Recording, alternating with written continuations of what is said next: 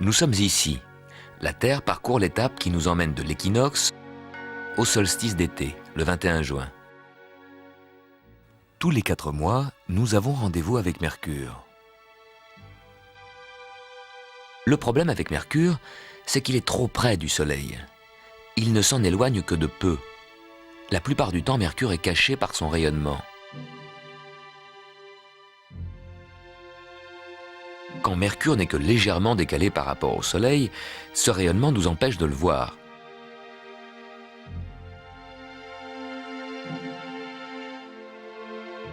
Le matin, dès que Mercure pointe à l'horizon, le Soleil se lève presque en même temps et illumine l'atmosphère.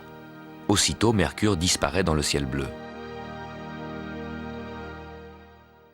4 mois auparavant, Mercure était dans sa position la plus décalée du Soleil et on pouvait l'apercevoir. Voilà ce qui s'est passé pendant ces 4 mois. Mercure court très vite sur son orbite.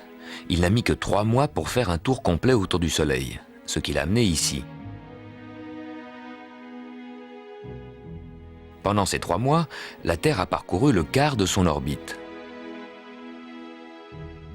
Puis Mercure a mis encore 1 mois pour retrouver sa position la plus décalée du Soleil.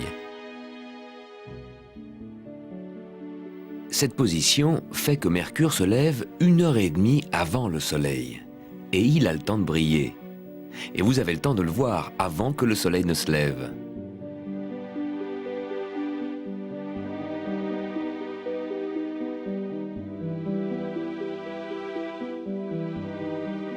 Mercure tourne très vite sur son orbite. Mais par sa force d'attraction, le Soleil a freiné la rotation de Mercure. Mercure tourne très lentement autour de son axe. Ça fait de longues journées. Voici comment un astronaute qui se trouverait ici passerait sa journée. Il est midi, très chaud, 400 degrés. Mercure se déplace rapidement sur son orbite, mais tourne très lentement sur elle-même. C'est ici que pour l'astronaute, le Soleil se couche. Une longue nuit commence. L'astronaute se retrouve côté nuit. Une nuit qui durera 3 mois. Même quand Mercure a fait le tour complet sur son orbite, l'astronaute, revenu à son point de départ, est toujours côté nuit. Il fait très froid, moins 150 degrés. Courage, encore 6 semaines et ce sera l'aube. Ça y est, il repasse côté Soleil, et encore 6 semaines pour qu'il soit de nouveau midi, après 2 tours d'orbite. Sur Mercure, une journée dure 2 ans, un vrai casse-tête pour notre astronaute. Même en plein jour, le ciel est toujours noir, pas d'air, donc pas de ciel bleu. Et le Soleil, au lieu de se coucher, remonte parfois parce qu'il rattrape Mercure qui tourne plus lentement. Nicolas Copernic, sur son lit de mort, a regretté de n'avoir jamais vu Mercure.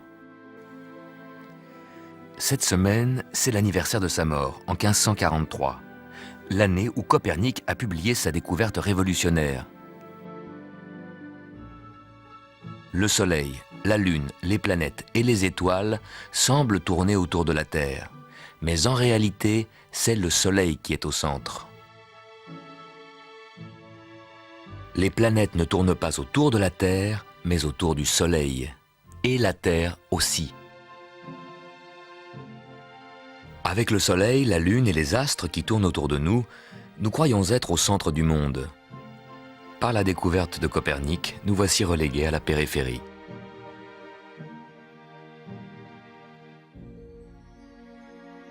Au cours de ce voyage, nous voulons faire le lien entre ce que vous voyez dans le ciel tous les jours et ce que Copernic a découvert.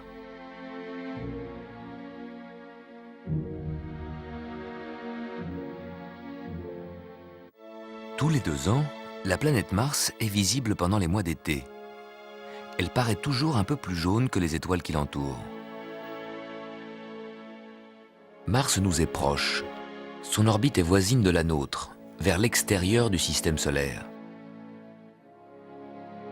C'est la seule planète qui tourne autour de son axe à la même vitesse que la Terre. Son axe, comme celui de la Terre, est incliné. En été, le pôle nord de Mars, comme celui de la Terre, est tourné vers le Soleil. En hiver, il est à l'ombre. les calottes de glace qui couvrent les pôles augmentent et diminuent au rythme des saisons. Oui, il y a des saisons sur Mars, plus longues que sur la Terre car Mars met 2 ans pour faire le tour du Soleil.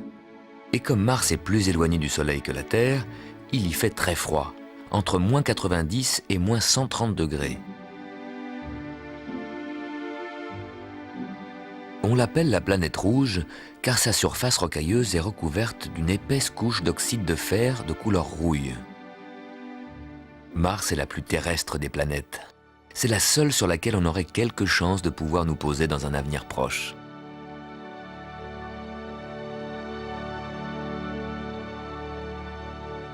Pour le moment, on n'y envoie que des robots. Pour y aller, ce sera un festival de haute technologie.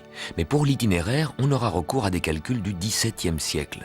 Ceux de Johannes Kepler, qui a découvert que plus les planètes sont près du Soleil, plus elles vont vite. Dans le système solaire, on ne voyage pas en ligne droite, mais sur des orbites plus ou moins elliptiques.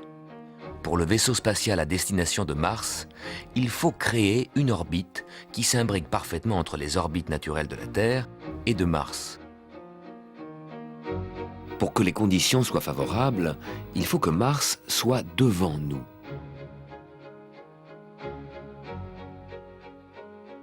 Comme il va plus lentement que la Terre, les astronautes pourraient le rattraper là où leur orbite rencontre l'orbite de Mars. La durée du voyage est estimée à 9 mois.